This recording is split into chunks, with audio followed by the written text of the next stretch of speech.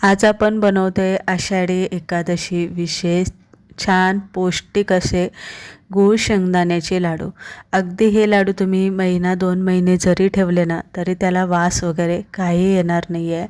लहान भुकेसाठी सुद्धा एकदम दमदार आहे, पोषक आहे। मुलांसाठी अतिशय प्रोटीन आणि पोषक असं जे असतं गूळ शेंगदाण्याचे लाडू, ते अगदी सकाळी तुम्ही दुपारी एक जरी दिला ना तरी त्यामधनं भरपूर असं कॅल्शियम जे असतं ते लहान मुलांना वय झालेल्या लोकांसाठी सुद्धा हे अतिशय पोषक असतं।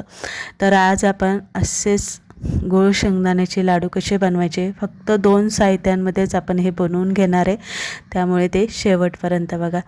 इथे मी घेतलेले अर्धा किलो शेंगदाणे घेतलेले। आता तुम्हाला किती प्रमाणात घ्यायचे तसे तुम्ही इथे घेऊ शकता।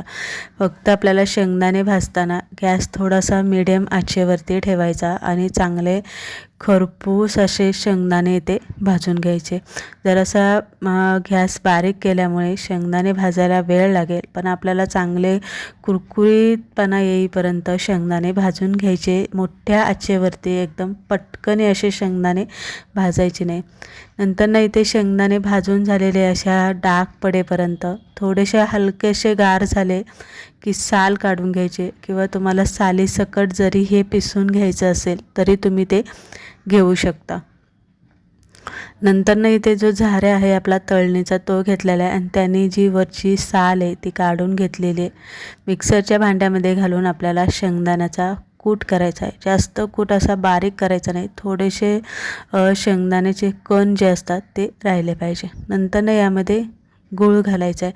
आता शेंगदाण्याचे लाडू तुम्हाला खूप गोड पाहिजे नसेल तर थोडासा गूळ आणखी वाढवा, किंवा जास्त गोड नको आहे टायमात गोड पाहिजे तर टायमात इथे गूळ तुम्ही कमी जास्त करू शकता। आता इथे गूळ कोणता घालायचा आहे तर जरासा असा चिकटवाला आणि थोडासा कलरनी ब्राऊन असतो ना, तो गूळ इथे तुम्हाला लाडूसाठी वापरायचा, म्हणजे लाडूला छान असा चॉकलेटी कलर येतो।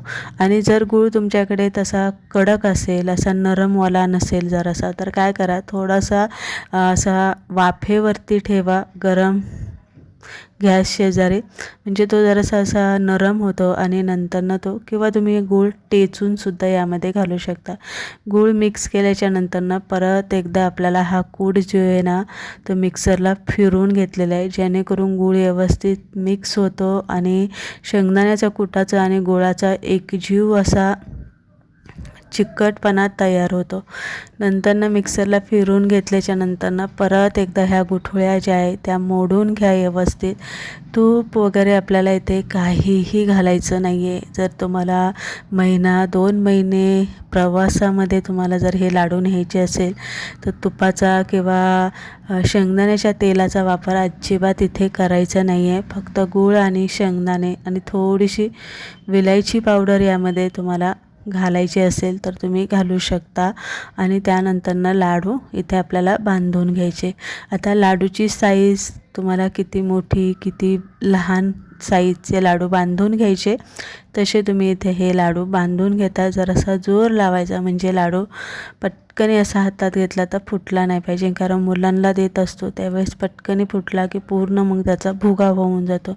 जरासा जोर लावून इथे लाडू बांधून घ्यायचे। आपले जे लाडू आहे शेंगदाण्याचे ते इथे बांधून तयार झालेले आणि मस्त गोल गरगरीत झालेले आहे। आणि विशेष म्हणजे लाडू बांधताना अजिबात फुटला वगैरे नाही आहे, लगेच त्याने आकार असा धरलेला आहे। तर इथे मस्त पौष्टिक हेल्दी कॅल्शियमयुक्त गूळ शेंगदाण्याचे लाडू फक्त आपण इथे 2 साहित्यात बनवून घेतलेले आहे। बघू शकता किती खुसखुशीत झालेला आहे, कलर एकदम छान आलेला आहे। नाश्त्यासाठी उत्तम आहे, प्रवासामध्ये घेऊन जाण्यासाठी पण एकदम उत्तम पर्याय आहे।